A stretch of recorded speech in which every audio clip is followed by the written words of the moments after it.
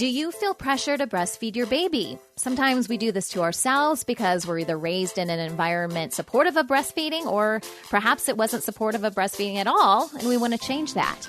Sometimes the pressure comes from other sources. Regardless, it can result in a lot of guilt when things don't work out the way we had originally planned. So what do you do with all this guilt? How do you process it, and how do you overcome it? We're the Boob Group. I use a breast pump. I hand express milk for my baby. I exclusively breastfeed. I use a nipple shield. I breastfed after a C-section. I use a milk bank. I breastfeed in public whenever I feel like it. I pump at work. I breastfeed with a cover. I breastfeed twins. I give my baby bottles. I made my own supplemental nursing system. I supplement with formula. I talk to my baby while I breastfeed. I'm breastfeeding as a survivor of sexual abuse. When I have extra milk, I share it with other moms. We are equal. We are the Boob Group. Welcome to the Boob Group. We're here to support all moms who want to give their babies breast milk and respect the choices of moms who want to feed their babies in other ways. I'm Sunny Galt. Well, how do you listen to the Boob Group? Because our shows are available on a bunch of different platforms, including iTunes, Stitcher, Spreaker, TuneIn, Google Play Music. I'm sure there's a few others that I might be forgetting in this lineup. We also have the Boob Group app. If you guys are app fans out there, there's an app for everything, right? So of course we have to have an app for our show, and you can access all of our episodes from that app. You can download them. You can star your favorites. You can reach out to us directly through the app if you want to do that. We also have the new Mommy Media app, and that is a network app that has all of our podcasts on it from all of our shows. We produce a bunch of different shows, including the Boob Group.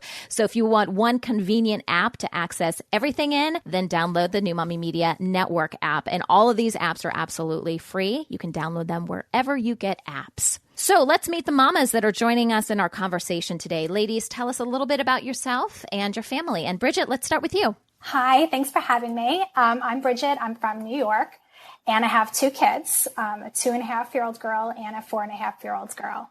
Awesome. Thanks for being with us. Candace. Hi, I'm Candace. Thank you for having me. I live in Massachusetts. I have two boys.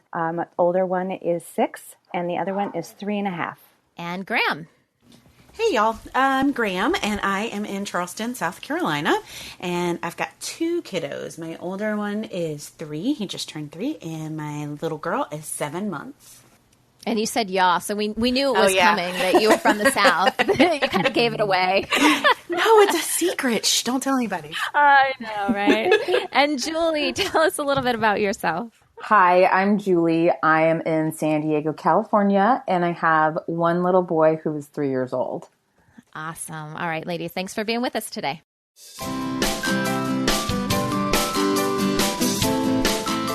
All right, so before we dive into our main part of our conversation today, sometimes we do news headlines where we talk about articles that impact breastfeeding and pumping moms. And this was an article I thought was really interesting. And actually, local news covered this, but it's about a childcare center, so like a daycare, preschool type of center. And they have designated themselves as being breastfeeding friendly. And it has a nice little photo of these ladies standing out inside of outside of the center. And they have this big banner that says this center is designated breastfeeding friendly. And this is from, let's see, the Winnebago County Health Department, which I totally lost the state that it's from. Wisconsin. Anyone help me out? What state? Wisconsin. I was thinking Wisconsin, but I thought, I'm not going to say it because I'll be wrong. So Wisconsin and Winnebago, and they think that this is really important. They want to establish a supportive breastfeeding environment. And they say in the article that includes a private, comfortable area for breastfeeding mothers to nurse or to pump, and to have policies that support breastfeeding moms and the center staff on how they're trained to handle breast milk. As you can imagine, depending on how long your child is in the hands of the daycare facility, the parent needs to bring breast milk to the center every day, right? If you're doing that, and if the mom is pumping. And so how do you store this? I mean, believe it or not, a lot of centers don't really talk about this. In fact, we have done an episode on the Boob Group prior about what moms should do and some guidelines and how to help childcare facilities accomplish this, right? And so I wanted to get everyone's take on this. I love the fact that they're calling themselves breastfeeding friendly. We hear a lot with hospitals the term baby friendly. That term kind of concerns me a little bit because it makes it sound like if you're not breastfeeding, you're not baby friendly. So I really like the fact that they're saying breastfeeding friendly. I think it's a really good, description of what's happening here. So anyways, just want to kind of toss it out to everyone and let me know what you think. Anyone can start. I was just going to chime in as a mom who went back to work after 3 months and really wanting to provide breast milk for my son for as long as I possibly could. It was hard enough to figure out how to pump and get enough breast milk for him during the hours that I was at work. And I really think if there was even, one more challenge to making that happen, I wouldn't have been able to do it. So to have a center that is supportive of that, I think is, there are already enough barriers to trying to be a working mom and providing breast milk. So I think this is amazing, and it really should be like a minimum standard. Well, I love it because I like that they have the area where mom can come in and feed. Right now, I'm working from home, but part of the reason that I'm doing that is because pumping is not working for me with my daughter, and she's home with me. So she's here, babysitter's here, I'm here, house is getting kind of stuffed. It would be wonderful if she could go to the same preschool daycare that her older brother's going to, but there's no place for me to breastfeed there. They are fabulous with, handling stored breast milk. They even let moms store it in their freezer. Like they're great with all of that. But if you can't pump, if pumping is not working for you and you need to be able to physically go there, or if you just want to, if it's close enough to your work or to wherever you are that you can just pop in and get a little bit of snuggle time with the baby and feed them, that's wonderful. Absolutely. Anyone else have any thoughts? I think it's great. Breastfeeding's hard, so anything you could do to make it easier at all and facilitate it, I think it's fabulous. I'm a stay-at-home mom, so I haven't had to experience this, but as attempting to breastfeed my first, I was terrified to leave the house because I didn't feel like there were enough places to feed my baby. So I think any time that we can provide moms with that is just a step in the right direction. And also, if they can handle it properly, I just think that that's wonderful for anybody, any of the other parents too, to see what's going on. It's kind of a nice thing to incorporate into just our culture in general. All right. Well, let's hope that other centers kind of follow suit and just let moms know that they're on their side, however they want to feed their babies. But if this is the way that they choose to do it, then at least they know that there's support out there. So, and we'll include the link to this on our Facebook page if you guys want to check it out.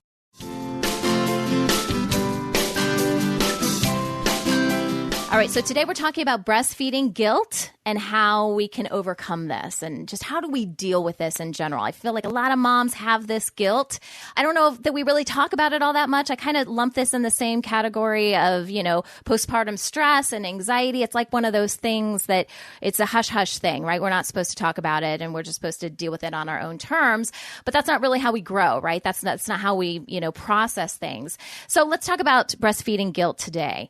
I wanted to start by just kind of polling everyone and getting your personal take on the type of guilt, either you experienced in the past or maybe some moms, are experiencing this currently. So, let's just kind of share a little bit of our own story. So let's see. Bridget, let's start with you. Okay, so I breastfed both my kids. My first daughter, I had a lot of trouble breastfeeding her. She went to the NICU and I wasn't allowed to breastfeed her until probably 17, 18 hours after she was born. And no one told me in the meanwhile that I should be pumping.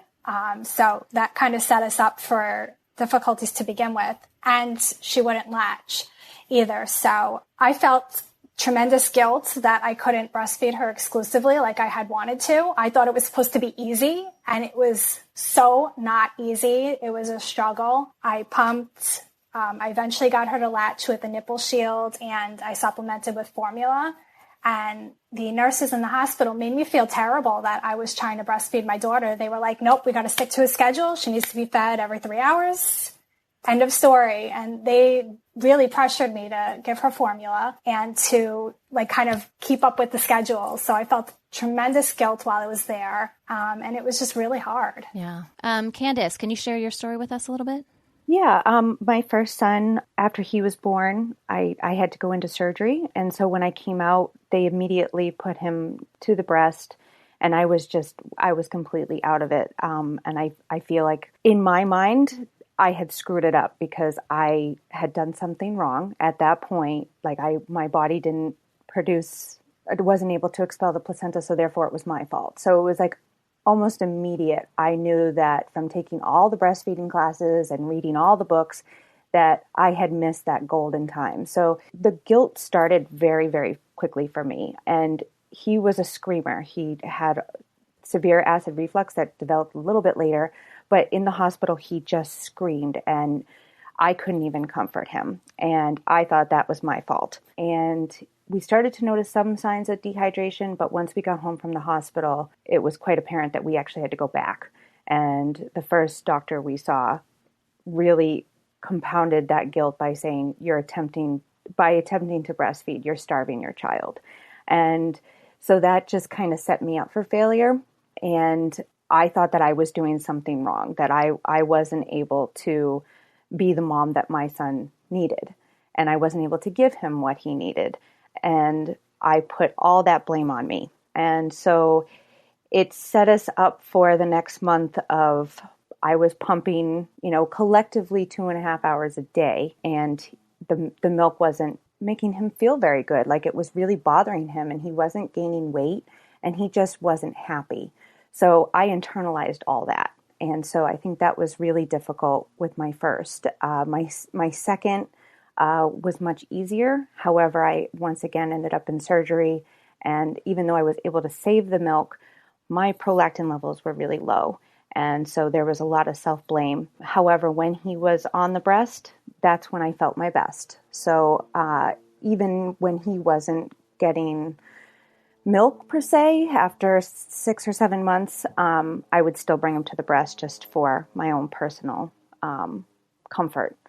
And so it's kind of interesting for me, my first baby kind of made things worse by attempting to breastfeed, and my second made him better. So I think it's interesting to be one person with those two different stories. I know, yeah, absolutely. And Graham. Whew, sorry, I just had to take a deep breath after hearing those. I know, powerful. Yeah, it is. And it's all so similar. It's all so familiar. I had an emergency C-section with my first. I don't remember a lot, but what I do remember is missing my baby. He was born at 10:44 at night, and I didn't get to see him until after 2:00 the next day. And I don't remember who it was who said it, but that time, that golden time was ticking away. And I could just, every time I saw the clock.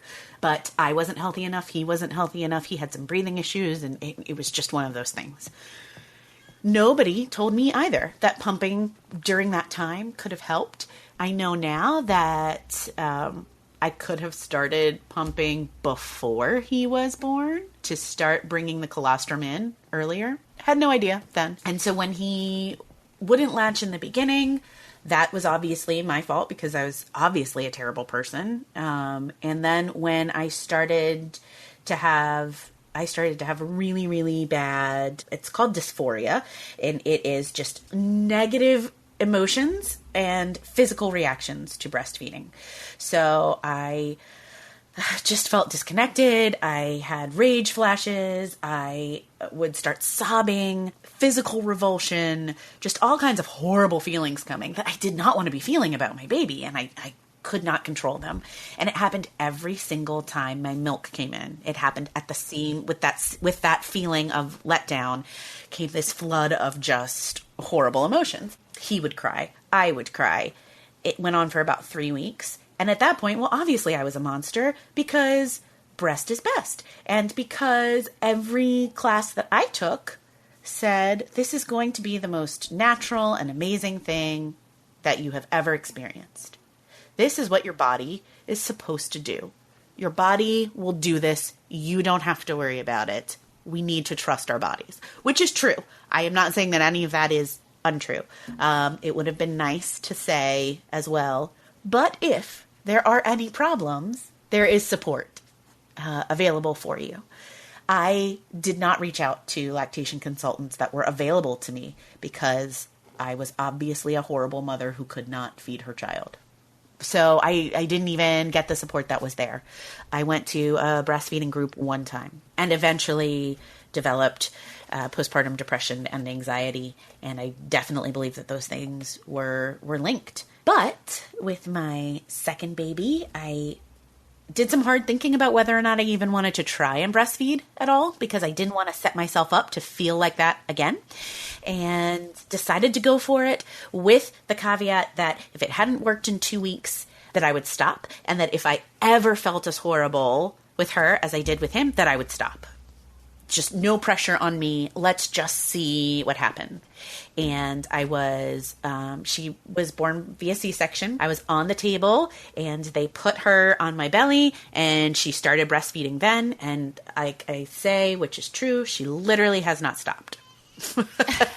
She just eats like it's her job, like a machine. So, but with this one, she has milk soy protein intolerance. Sorry. So there was some guilt there too, that somehow my milk was not good for her, that it was literally making her stomach bleed, and that causes a little guilt there too. So I feel like there's all different ways. We as moms are professionals at finding the way to feel guilty about something and digging our heels in on that. Yeah, exactly. I find it so interesting that you had such like two totally polar opposite experiences. Oh, you know, that is just amazing to me that with your son, that there was like all of this. It was horrifying. If anybody out there who's listening has DEMER or is having those flashes of feelings like I described, please go talk to your doctor about it, obviously, and go into Google and put in DMER. This is probably what is happening to you, and there are things you can do about it, and nobody told me. So hopefully somebody will use that information. Right, exactly. Wow. Okay. And Julie? So my guilt experience was a little bit different than the other moms in that I did not face the sort of hospital and anatomical challenges that the other moms had to deal with. My guilt started when I went back to work, when my son was 3 months old. And I had sort of built up this supply of milk. And when I went back to work, it totally dropped. And I was dead set on the fact that I would have failed as a mom if I did not provide him breast milk for the full first year. I had a lot of mom friends who went back to work, and seemingly it was a piece of cake for them to go back and just pump a couple times while they were at work and they had plenty of milk. So I felt like if I couldn't do that, then there must be something wrong with me. I couldn't do that. And so to kind of try to keep up with my son's demand, I started pumping around the clock, basically.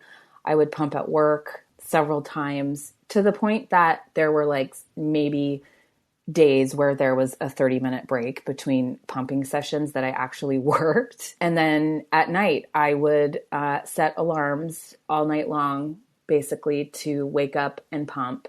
And it still was not enough milk. And I kind of became fixated on it. And my relationship with my husband and my son really started to suffer. So when he was about 10 months old, I realized that I needed to be looking at our family as a whole and be a little bit more balanced in terms of taking care of myself so that I could take better care of him, and started giving him formula, and things got a lot better. But by then I had been dealing with postpartum anxiety for that entire 10 months, which was had not been diagnosed yet. And a lot of it had to do with this feeling that I had failed as a mom and not being able to produce enough milk for him, and really comparing myself to what I perceived as the norm, which is whether you're a stay-at-home mom or you go back to work, you should be able, if you just do these 5 things, or if you reach out to a lactation consultant, or you try a little harder, or you wake up at 3 a.m. to pump an extra session, then you should be able to do it. And I couldn't do that. So that was my experience. He's my only child. And I think part of the decision between my husband and I to not have another child has to do with how our collective relationships really suffered from all of the pressure that I felt, and he felt, to try to provide exclusively breast milk for him.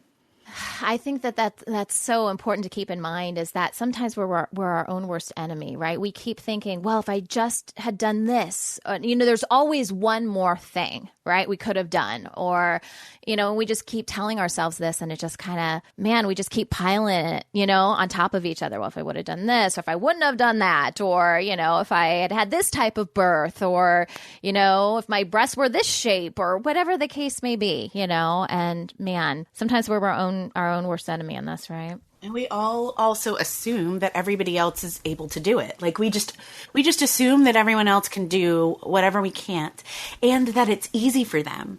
Like we never assume that the mom pumping next to us might be having just huge amounts of trouble pumping, or might be desperately pumping just to try and keep her supply up, or whatever.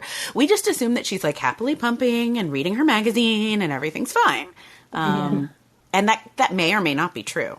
Yeah, it's true. We make a lot of assumptions. This kind of goes back to, I know not everyone does this, but the persona that we put forth on social media is usually this rosy, view of our life and how perfect everything is. And aren't our kids cute? And, here's my Brelfie, me breastfeeding my baby in a Brel. Nothing's wrong with Brelfies. I'm just saying, and there's nothing wrong with celebrating the good in your life.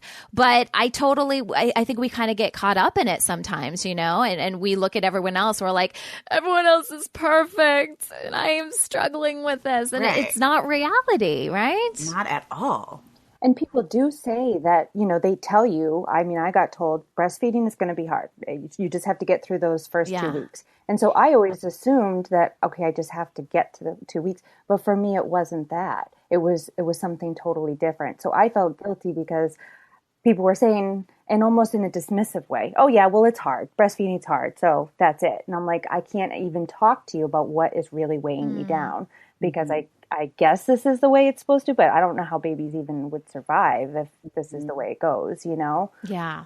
Well, I want to talk about how our expectations of what we think breastfeeding is going to be like weigh into all of this. And we've been kind of chatting about it a little bit. I feel like most of us, though, go into breastfeeding having some sort of expectation. So, how did that factor into the guilt for you guys? Was it a matter of your expectations were just so different than reality? For me, I felt I was always told that it was so easy, and I saw all these women on TV and movies and out and about breastfeeding, and they made it look so easy, and I struggled with it so much that I felt I must be a failure. I have to be doing something wrong. Like what? I'm just obviously a failure at this, and it was just terrible. I had such high expectations for it, and my reality was not what I was expecting. And it made it really hard. Yeah. And my mom used to tell me stories about how quickly I latched and how I was a little piggy and all of this stuff. And so I just kind of assumed that my experience would be the same as hers. And then I went to the breastfeeding classes at my local hospital, and I went to the, Adam and I went to the parenting class, and we did all the classes, everything that they offered. And everything that we heard about breastfeeding was that, your body knows how to do this. If you just trust your body knows how to do this. And then, with my experience, I really thought that was how it was for everybody. I thought it was one of those things that, okay, maybe everybody feels this way when it happens. And I just don't realize, is this what bonding is supposed to feel like? I don't think so, but yeah.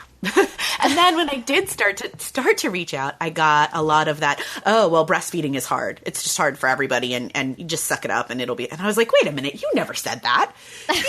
You said normal and natural and your body knows how to do this, and now all of a sudden now you're flipping it to, oh, it's just rough. And I heard that 2 week number 2, if you can just get through 2 weeks. And I'm like, okay, I am in week 3 and I can't stop crying, and neither can he, and he's not gaining weight. Maybe you guys should stop saying, just push through it and give me some support. Mm-hmm.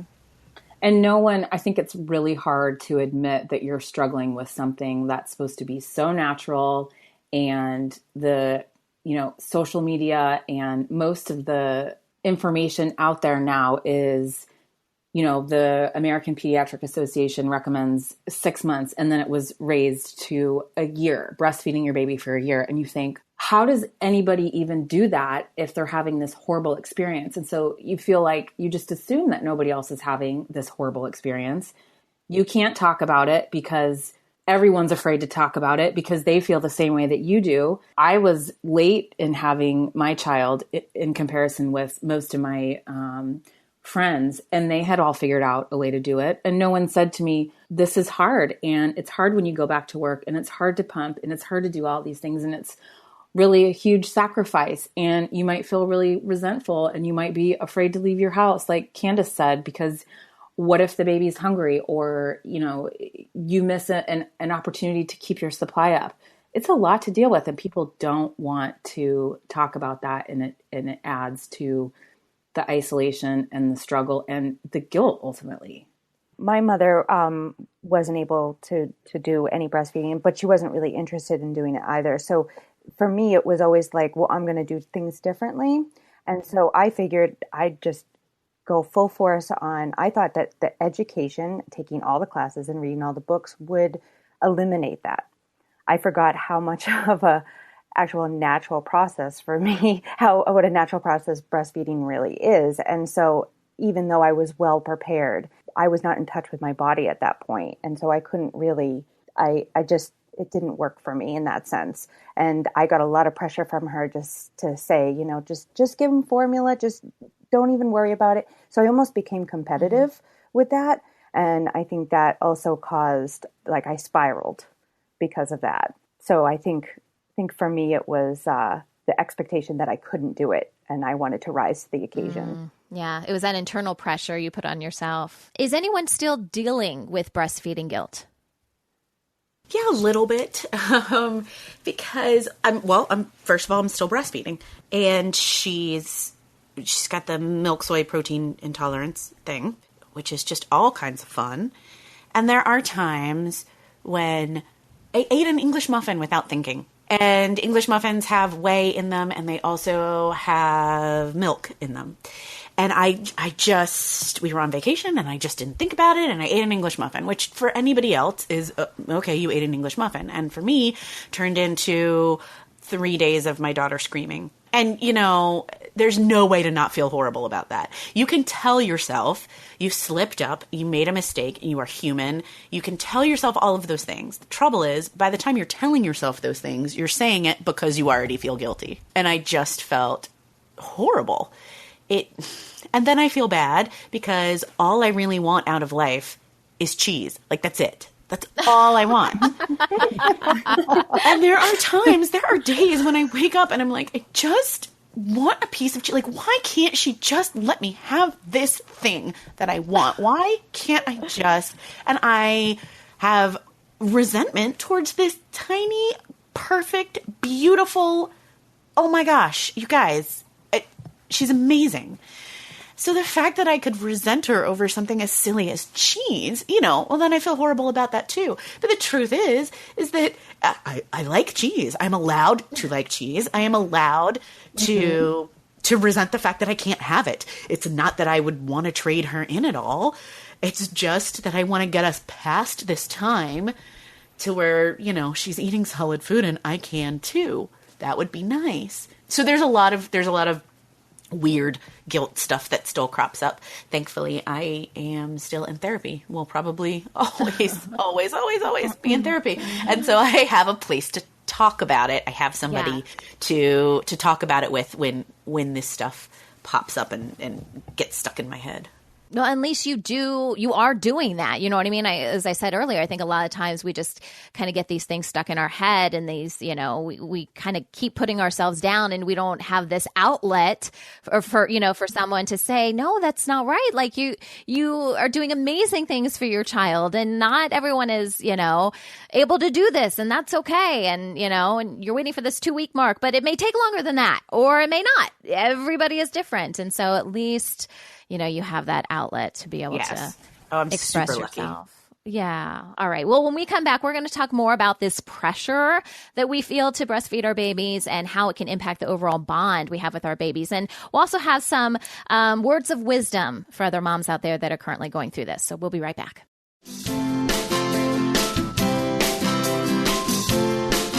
Welcome back. We are continuing our discussion about breastfeeding guilt. And I want to talk about how you ladies process this guilt and how it impacted you overall.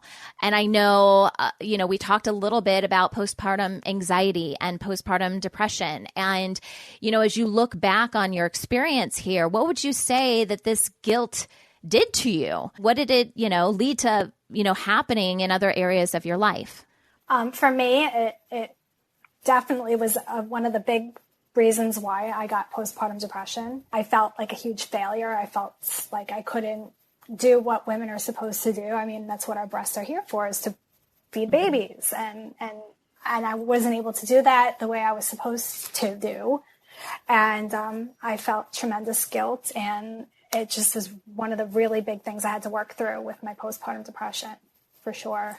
Yeah, I think it definitely impacted my anxiety. I also had postpartum depression, but the anxiety came from not knowing how much my son was getting. I couldn't measure what was coming out of my breasts. And that was fuel for my anxiety.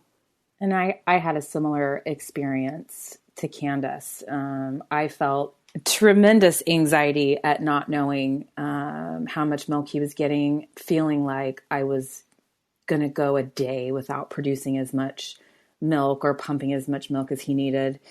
And so I wound up getting very little rest my rest, I guess, was lost at the expense of waking up all night long in order to pump to try to stay ahead of the demand for the milk. And it wound up physically and emotionally just totally depleting me and really affected my relationship with my husband and with my son, because I had put breastfeeding at the top of the pyramid. That was the most important thing. And I really lacked the perspective and balance that I think is important to have when you're kind of juggling all these things and trying to figure out how to be a mom. Yeah, and it made it harder for me to reach out about other things because I felt like it was this big secret that I couldn't talk about. I couldn't tell anybody how horrible it felt. And so when I started to notice, my other postpartum symptoms started really, really early. And when I started to notice the other symptoms, I couldn't talk to anybody about it because I felt like they would somehow, once I opened up, the dam would break and they would find out all of these horrible things. And that was the last thing that I wanted to have happen. Now, where I'm in this second round, and when I feel guilty about stuff, I've kind of learned to double check and be like, wait a minute. No, that's silly. But that's really hard to do in the beginning. That's really hard to do without support. And that's really hard to do when you're not talking to anybody, even in your family or your friends. My mom, my mother-in-law, all the women around me, they thought I was doing great. They thought that I was breastfeeding like a champ. They had no idea. Yeah. And so it's really hard to be healthy just in general and to heal from just birth, whether it was a traumatic birth or not, when you can't be open and honest about how you're struggling. And if you are experiencing anxiety, you hear a lot with breastfeeding. Well, if you calm down, then your milk will do better. So you almost you get anxious about your anxiety. You're causing it. Yeah. Right. You're causing it because you're anxious. And so it's doubly your fault because you're worried about it. And the fact that you're worried about it is making your milk supply go down. And that's why you can't do it. If you would just calm down, your anxiety would be much better. But again, we keep putting it back on ourselves. You know, we don't cut ourselves any slack. Everything is our fault. You know, like we said earlier, our boobs were made to do this. Why isn't this working? It has to be our fault. All right. So how do we overcome this? I know, I asked earlier, who's currently going through this. And I know, Graham, you partially feel like you're still kind of going through it because you're still breastfeeding. But for everyone else, like, what would you say can you pinpoint something that said, okay, now that I look back, hindsight's 20/20. Now that I look back, this is what really helped me get out of that place of, just constantly blaming myself and all of this guilt. What would you say that was? For me, it was my midwife telling me just to feed my baby. There was a point for me where I was so overwhelmed that she just kind of looked me in the eye from a mother to a mother and said, just feed your baby. And I think that was a big turning point for me. It was probably like just kind of let you off the hook. It was just like, it's okay. Like the most important thing is that your baby is fed, right? Exactly. Because it was the perspective I needed, because that was what was most important. It all of a sudden became a broader thing for me. I mean, I wish I had a crystal ball. I wish I could see now my son is 6 years old and he's super duper bright. I can't keep up with him. He's got more energy than I know what to do with. And that was not, him not getting breast milk over a month did not affect him in that degree. If he wasn't fed, yes, that would have affected him. Have you guys seen the hashtag Fed is Best? It's hashtag Fed is Best. Yes. Yeah. Oh. Yeah, I know. And I love that hashtag. And you see that, a lot, with articles and different posts and people commenting on feeding your baby type issues. And it's so interesting that you mentioned midwives. I have found that the healthcare providers that seem to be the most understanding of all this are people that have a very comprehensive view of what it's like to care for mother overall. So nurses, midwives, doulas, it's just a more comprehensive view of things that they're like, breastfeeding is important. It is important, but it's not everything. It does not define you as a mother. And there are, like we talked about earlier, there are things that can trigger if you have this guilt and this horrible feeling about, breastfeeding can lead to many more things that you certainly don't want to have to deal with, and it's just interesting how people perceive it. But yeah, definitely Fed is best. I agree. Anyone else? I had kind of a light bulb go on experience. I was about 9 months in. My son was 9 months old, and I had actually been seeing a therapist for several months, and he had been encouraging me pretty much every week to think really hard about stopping the pumping because he could see it was kind of just running me into the ground and other parts of my life were suffering. And I kind of ignored him and thought, no, if I keep going, if I wake up, an hour earlier every day, I can make it. I can make it to 12 months. And then one afternoon I had come home from work and I had to rush inside and connect to the pump, and the nanny was leaving and she kind of handed my son to me, and I put him in the bouncer, the little bouncy thing with toys all around it, thinking, okay, he can play with this while I, pump for 25 minutes. And he was screaming, crying, just tears streaming down his face.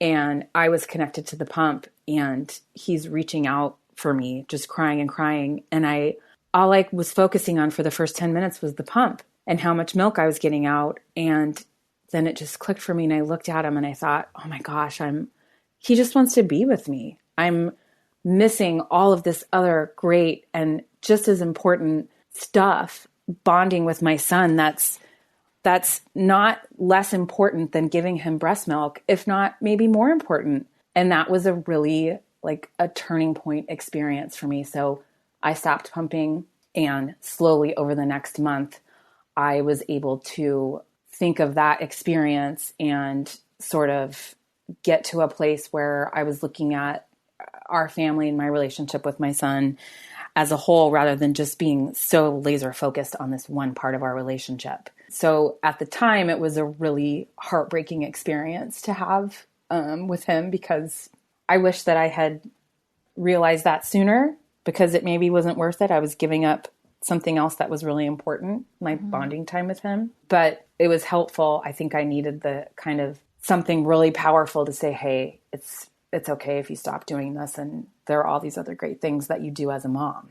You know, this is going to sound like a crazy question when I throw it out there, but do you think, and this is for anyone, can breastfeeding guilt ever be a good thing? And the reason I bring this up is because in researching this topic for today's episode, I came across an article that was published by a medical doctor who's very well known for being an advocate for breastfeeding.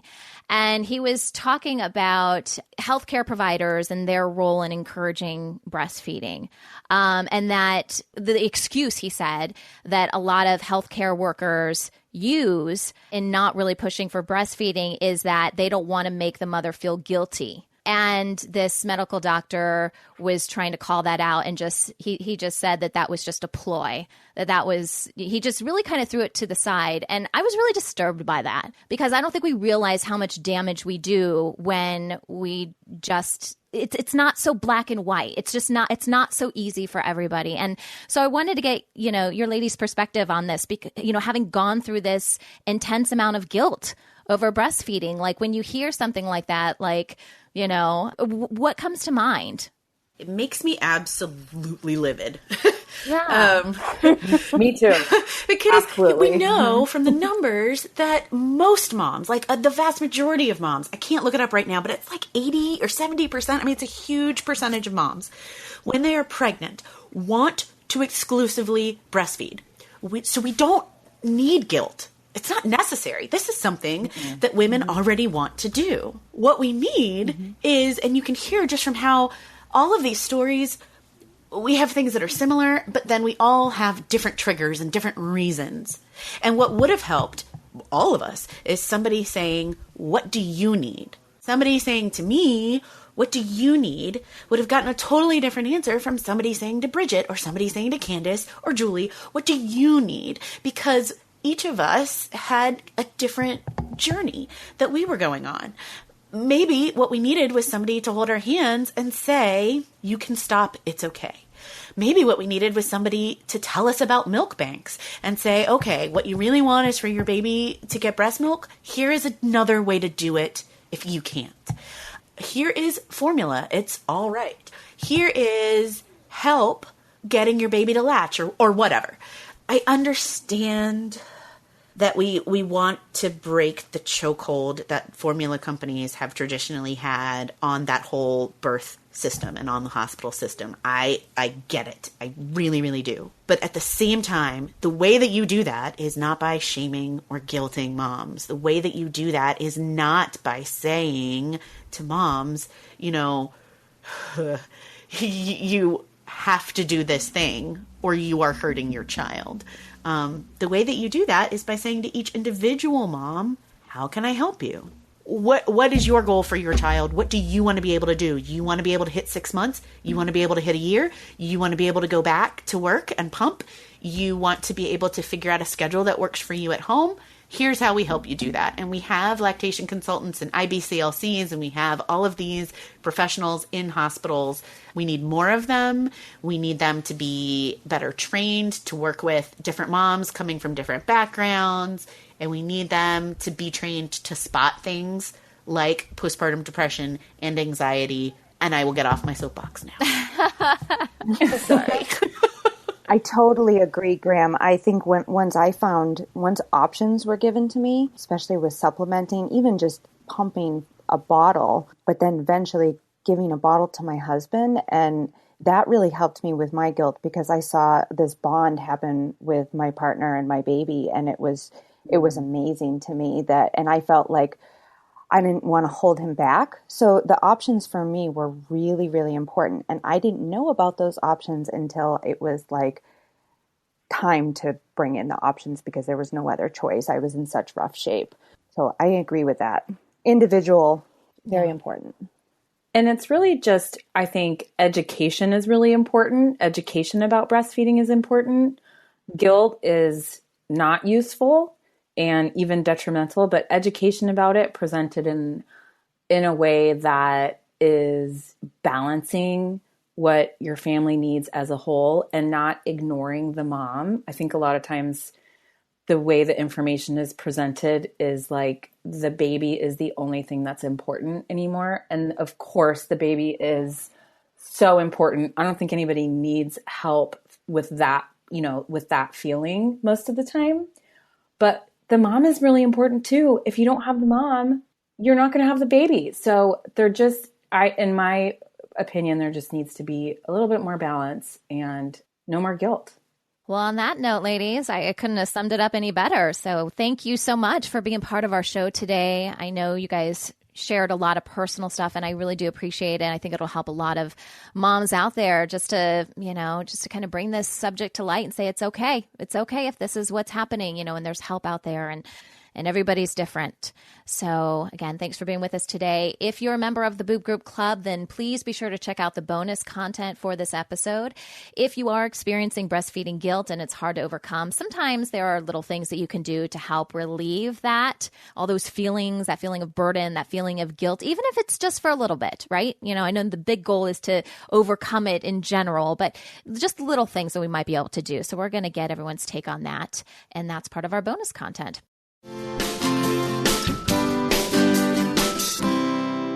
All right, so we have a question from one of our listeners, and this comes from Suze. In fact, it's Suze Slats on Facebook. And she writes, I listen to your podcast almost every day. You're like my on-call girlfriends, especially during the midnight and early morning feedings. I love it. I have a 2-month-old son and recently returned to work. I was working with my pump before I returned and thought pumping would be as seamless as expected. However, my supply has significantly decreased to the point where I'm only producing half of what my son eats while I'm away. I have an appointment with a lactation consultant, but I'm wondering if there is something I could have done before returning to prevent this. Hi, Suze. It's Helen Anderson, a registered nurse and one of the experts here at New Mommy Media. So your question about a drop in supply that you noticed when you head back to work and start pumping more is so normal. We know that a pump does not empty the breast as efficiently as a baby does, which leaves milk in the breast and signals to your body not to make more. So what we need to do is be sure that whenever you pump, you're getting the most milk that you can remove from the breast. And we do that by using hands-on pumping. Hands-on pumping is a wonderful technique that doesn't take you any extra time. In fact, it can decrease your pumping time, makes you a more efficient pumper, and can increase your milk supply by up to 100%. So very simple. Get a hands-free pumping bra. There's some great ones out there. Simple Wishes makes a wonderful bra. You can also make some homemade ones if you want to go in that route. But you need to be hands-free with something else holding up your pump. And then you use your hands to press on your breasts and your milk ducts. And you can feel the lumpiness in your breasts will decrease until they're very soft and no more milk is coming out. This way you know your breasts are completely empty. Also be sure on your days off or when you're home before and after work, you're breastfeeding instead of pumping, and you're breastfeeding on demand all the time, especially on the days that you're home from work. Be sure you're getting enough to drink. We know that moms that are dehydrated can sometimes see a drop in supply. You may also be sleeping less because, hey, you've got another thing to do. You're back at work. So be sure that on your days off, you're not overexerting yourself, but instead you're resting, you're focusing on your baby, and you're focusing on breastfeeding. If you do these things, typically we do see an increase in supply. So good luck, and it sounds like you're doing a great job. So that wraps up our show for today. Thanks so much for listening to the Boob Group. Don't forget to check out our sister show, Preggy Pals, for expecting parents, Newbies for newly postpartum moms, Parent Savers for moms and dads with toddlers, and Twin Talks for parents of multiples. This is the Boob Group, where moms know breast. This has been a New Mommy Media production. The information and material contained in this episode are presented for educational purposes only. Statements and opinions expressed in this episode are not necessarily those of New Mommy Media and should not be considered facts. While such information and materials are believed to be accurate, it is not intended to replace or substitute for professional medical advice or care, and should not be used for diagnosing or treating healthcare problem or disease or prescribing any medication. If you have questions or concerns regarding your physical or mental health or the health of your baby, please seek assistance from a qualified healthcare provider. How would you like to have your own show on the New Mommy Media Network? We're expanding our lineup and looking for great content. If you're a business or organization interested in learning more about our co-branded podcasts, visit our website at newmommymedia.com.